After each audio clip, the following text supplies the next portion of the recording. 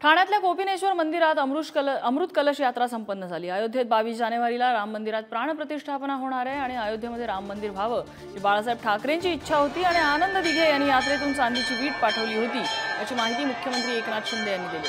आजचा अमृत कलश यामध्ये आरएसएस, विश्व हिंदू परिषद, बजरंग दल, बाळासाहेबांची शिवसेना यासह सर्व हिंदुत्ववादी संघटना सहभागी झाल्या होत्या असंही मुख्यमंत्री म्हणाले।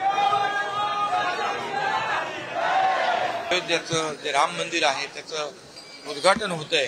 रामलल्लाचं दर्शनासाठी सगळेच आतुर झालेले आहेत आणि त्यामुळे या देशभरामध्ये एक वेगळी लाट निर्माण झालेली आहे आणि म्हणून आजचा सोहळा जो आहे अतिशय आनंदमय सोहळा, एक अतिशय उत्साहामध्ये, जल्लोषामध्ये आपण संपन्न झालेला पाहिलेला आहे आणि 22 जानेवारीला सगळे लोक अयोध्येला रामलल्लाचं दर्शन घ्यायला जातील। मी सगळ्यांचं मनापासून अभिनंदन करतो, मनापासून सगळ्यांना शुभेच्छा देतो।